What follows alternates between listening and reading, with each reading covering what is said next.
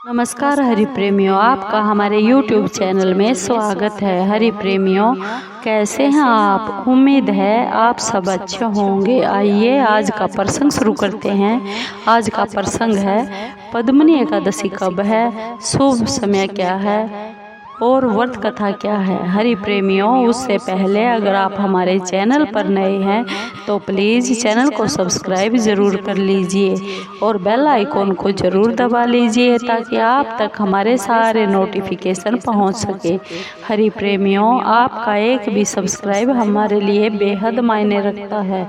आइए जानते हैं पद्मनी एकादशी कब है। हाँ हरि प्रेमियों, हमारे हिंदू पंचांग के अनुसार सावन मास के शुक्ल पक्ष की एकादशी 28 जुलाई 2023 को दिन शुक्रवार से दोपहर 2:51 पर शुरू हो रही है और इसका समापन हो रहा है 29 जुलाई शनिवार को दोपहर 1:05 पर। उदय तिथि के अनुसार पद्मनी एकादशी का व्रत 29 जुलाई को ही रखा जाएगा।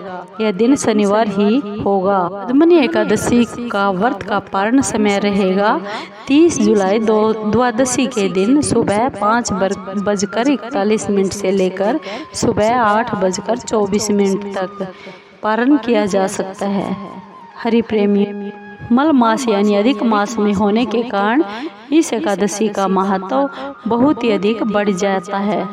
आइए जानते हैं कमला एकादशी यानी पद्मनी एकादशी की व्रत कथा। हरि प्रेमियों, हर 3 साल के बाद अधिक मास आता है जिसे मल मास भी कहा जाता है और पुरुषोत्तम मास भी कहा जाता है। यूँ तो साल में 24 एकादशियाँ होती है, परंतु अधिक मास की 2 एकादशियाँ जुड़ जाने के कारण प्रति वर्ष 3 वर्ष में 26 एकादशियाँ बन जाती है।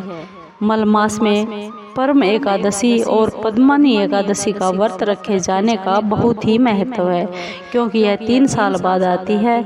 आइए जानते हैं इस एकादशी की पौराणिक कथा। यह त्रेता युग की बात है। राजा कीर्तवीर्य की कई रानियां थीं, परंतु उन्हें संतान कोई भी प्राप्ति नहीं हुई थी। संतानहीन होने के कारण राजा और रानियां बहुत ही दुखी रहते थे।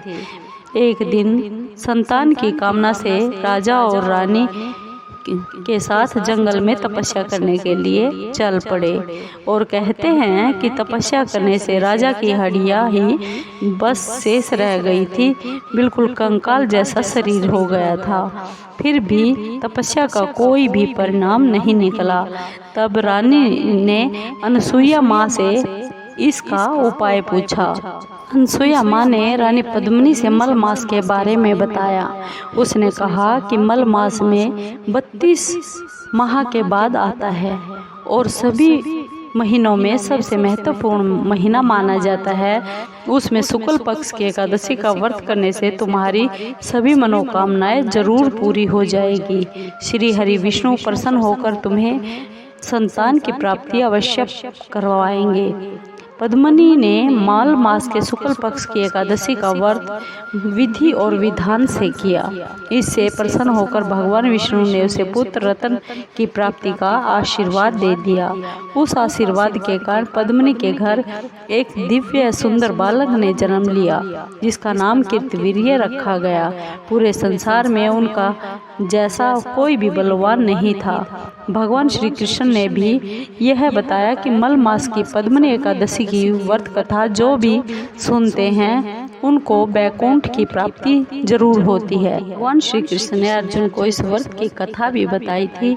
भगवान श्री कृष्ण बोले, मल मास में अनेक पुण्यों को देने वाली यह एकादशी का नाम पद्मनी है। इसे कमला एकादशी भी कहते हैं। इसका व्रत करने पर मनुष्य कीर्ति प्राप्त करके वैकुंठ का स्वामी भगवान श्री विष्णु के धाम चला जाता है, जो मनुष्यों के लिए भी बहुत ही दुर्लभ है।